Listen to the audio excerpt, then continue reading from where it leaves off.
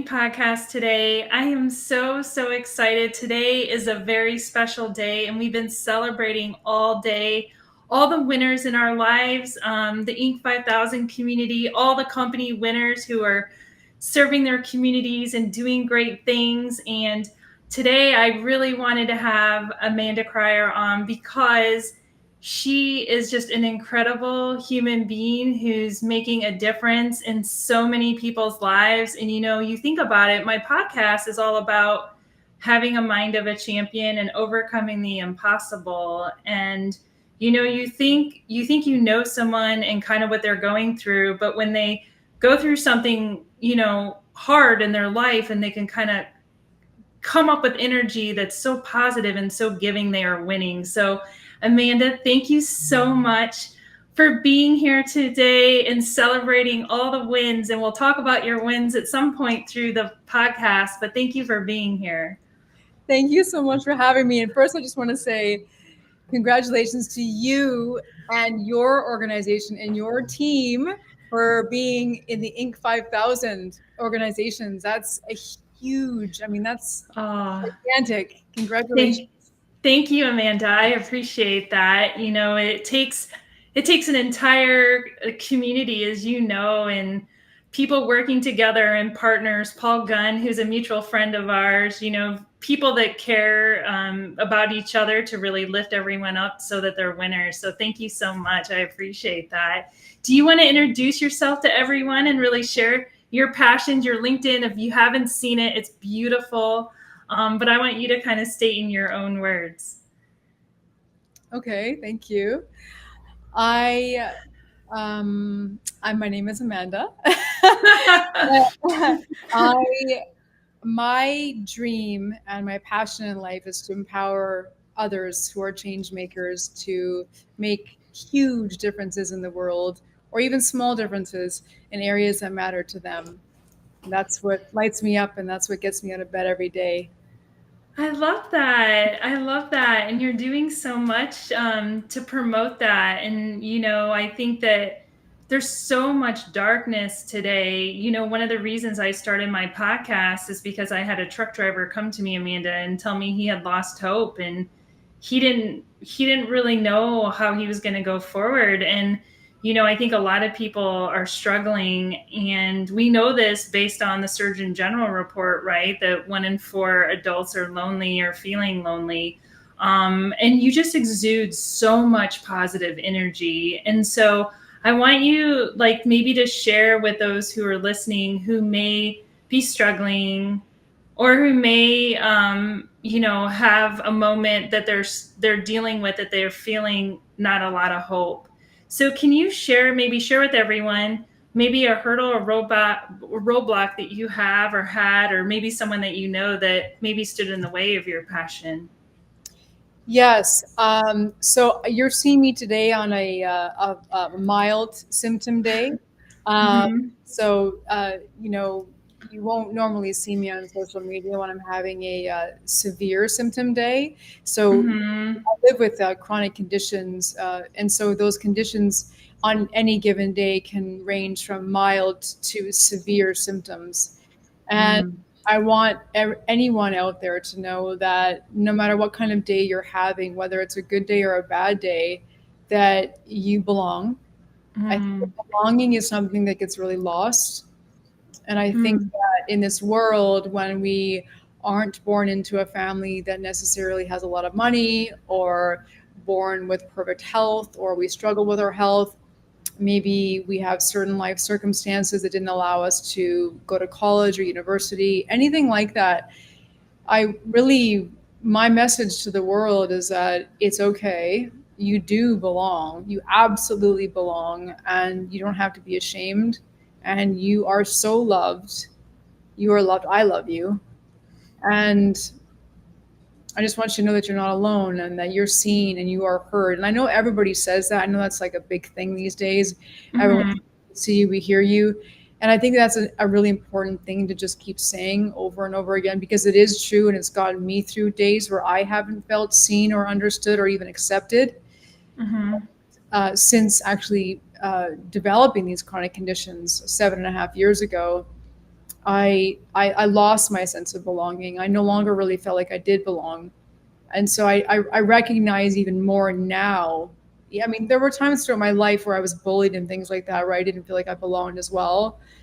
But Mhm. when I became ill, that really kind of it robbed me of something that I didn't think was ever really possible. And that was really feeling that I belonged still even in society because I couldn't keep up with, healthy, high functioning individuals like I used to be. Mhm. So my message is to just know that you do still belong, even if some days you have to stay in bed, and it's okay. Even one of my friends is 95% bedridden. All she can do is get up and go to the Mhm. restroom, and she belongs as much as I do, as much as you do, as much as anyone does. I love that. I love that message. So how do you like you talk about your friend and you talk about you and how do you when you don't feel like you belong, how do you find that within you to fulfill that, to make you feel whole so that you do feel like you belong?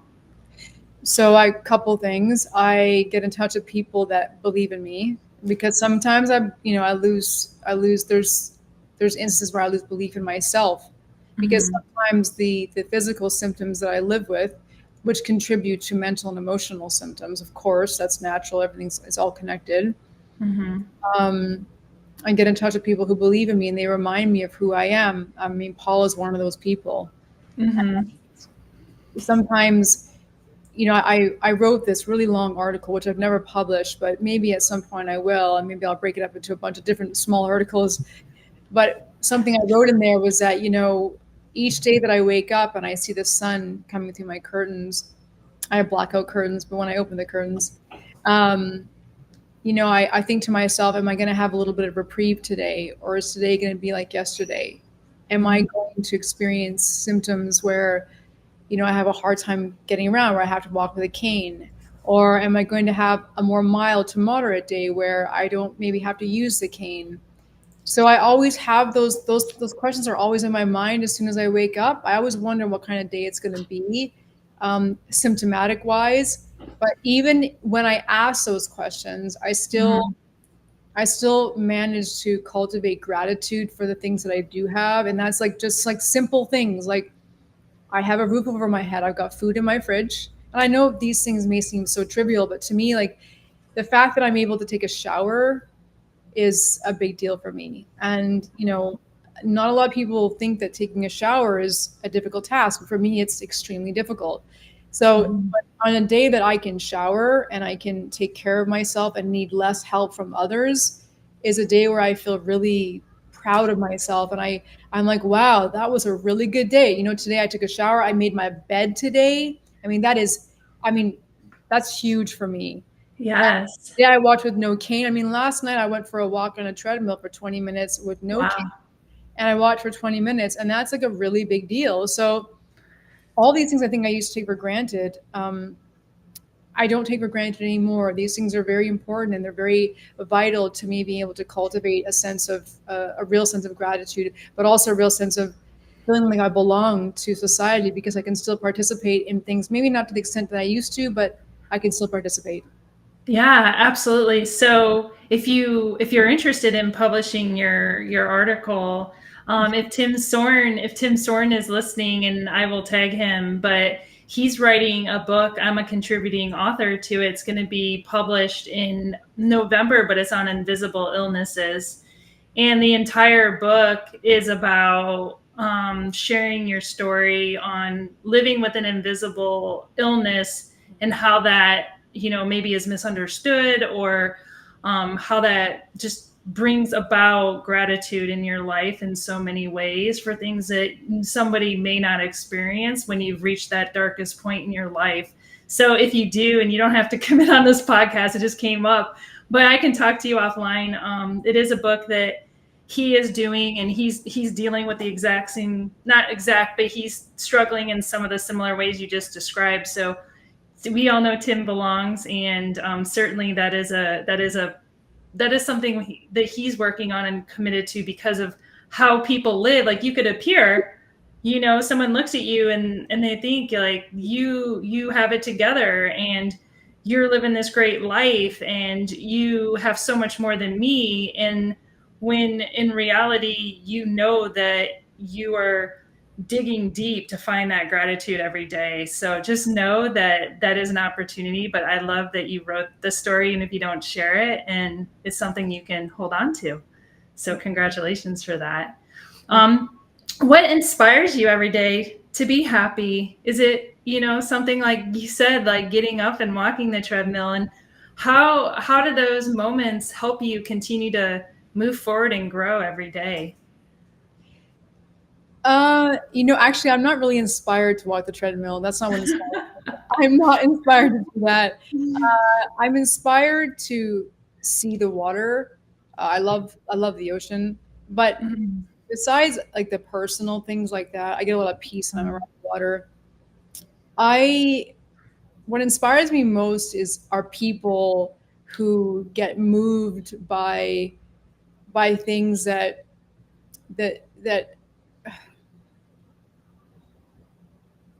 okay. What inspires me is that during the pandemic, I created a YouTube channel just for fun. And Mhm.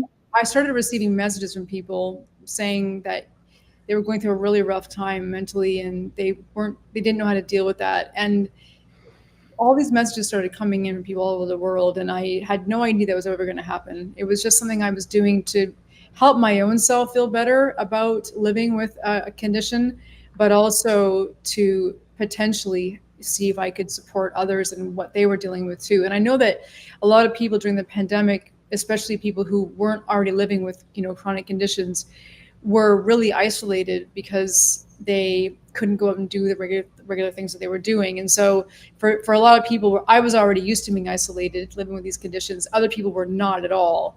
And so it was Mhm. very, very difficult for many people.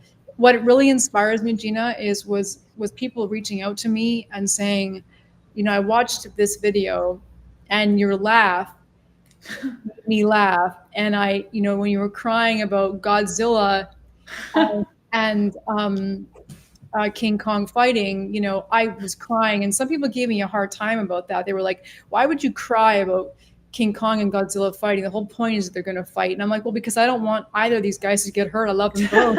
For me, I love that. it was about like humanity was trying to pit these two creatures against each other. And I was like, how could you do Oh. this? Like, these guys are innocents on their own.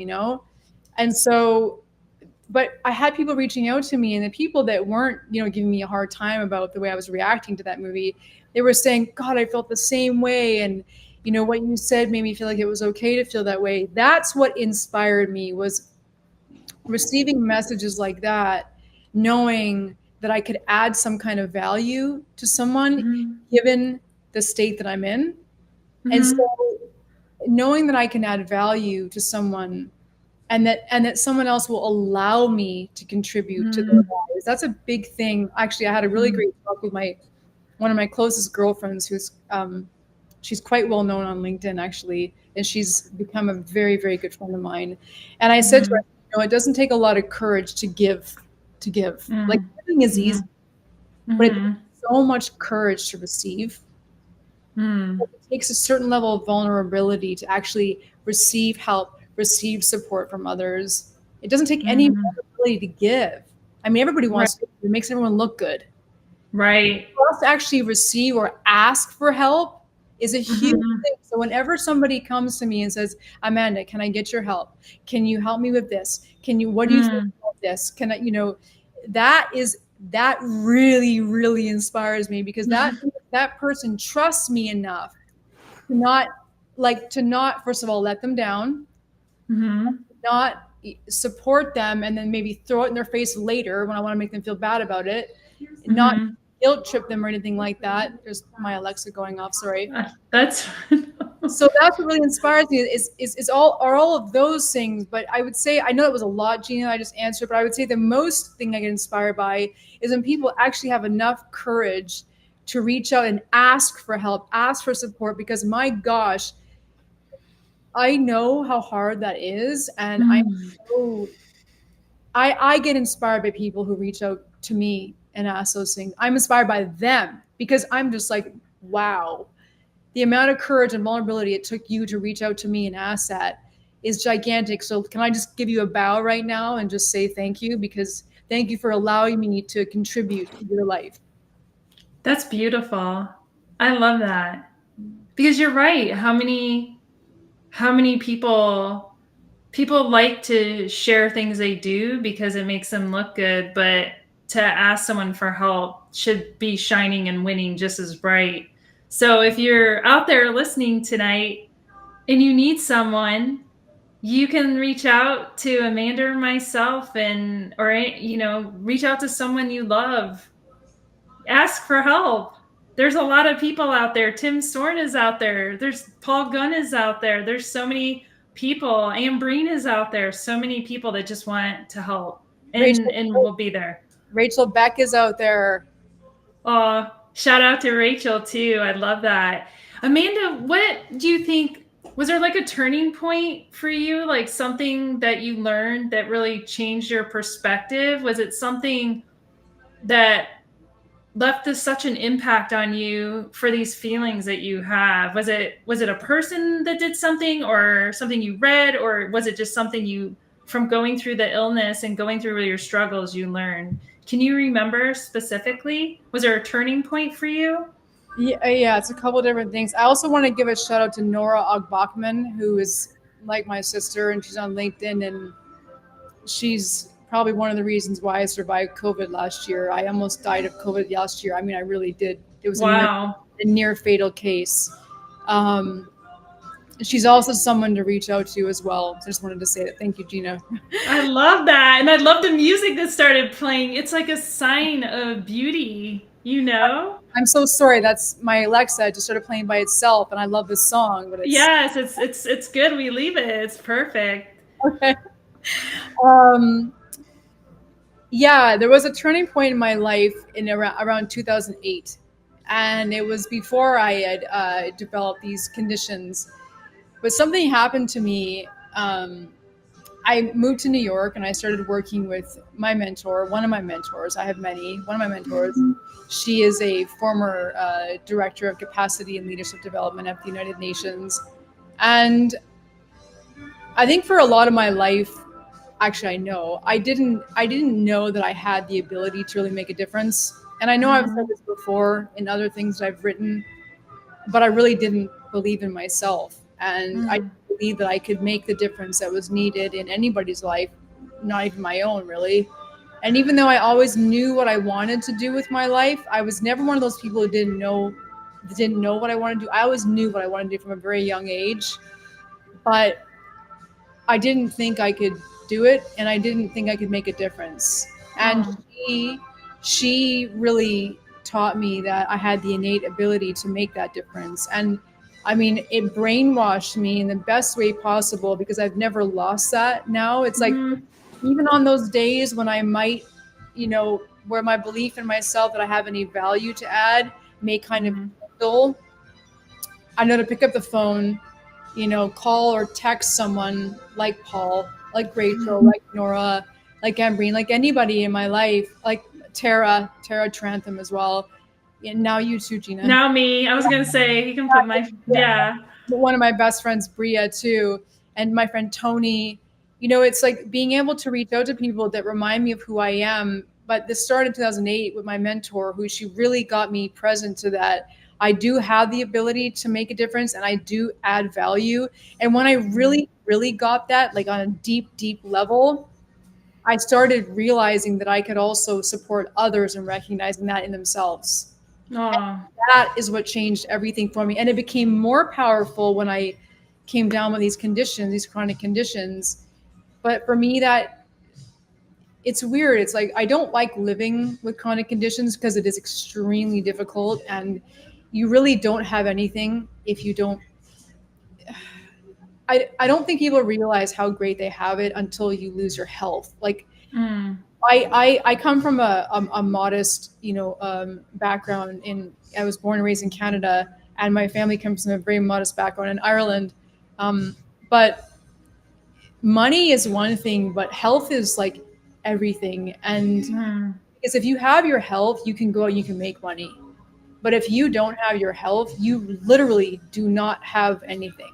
Like you, Mm. because you don't how do you generate the physical wherewithal to be able to go and make money? I mean, I was in my bed for almost 8 months after that near fatal case of COVID last year, working from my bed every day. Mm. I'm sitting in a chair right now, and I'm lucky to be out of my bed in this chair. Um,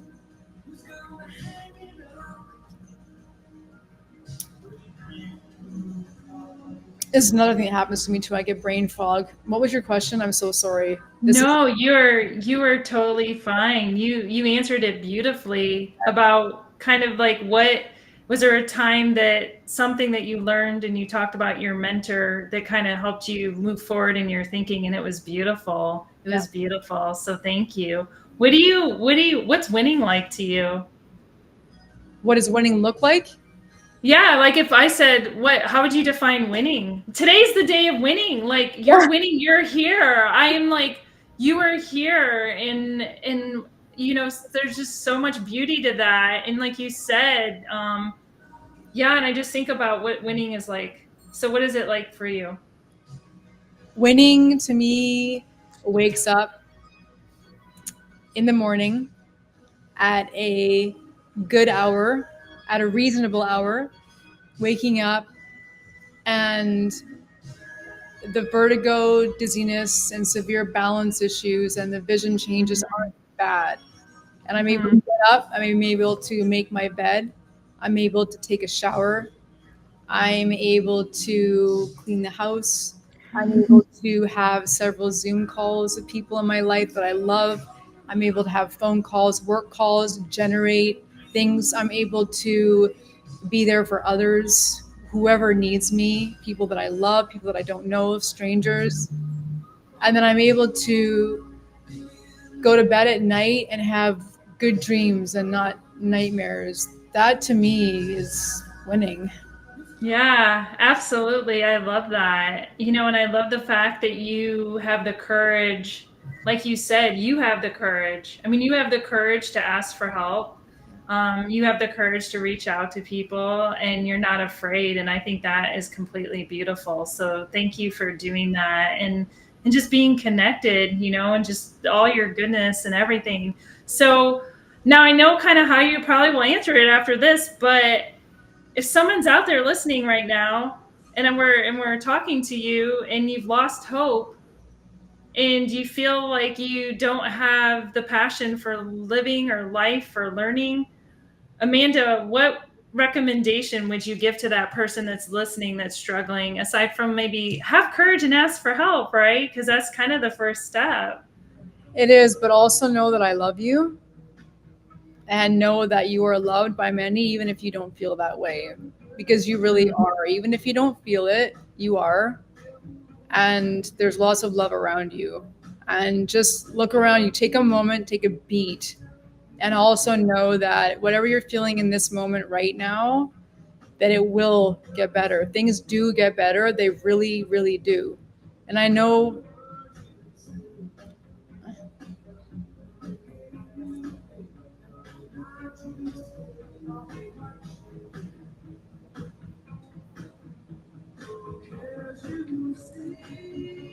sorry, You're fine. You're fine.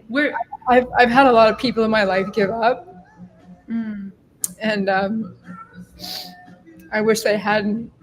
And you don't have to give up because we're fighting. And I've had a lot of people, when I felt like giving up, remind me that it's worth fighting for, and it is. So just don't give up. And my recommendation and my advice is that don't give up. Reach out to Gina, reach out to me, reach out to anyone that we mentioned on this call.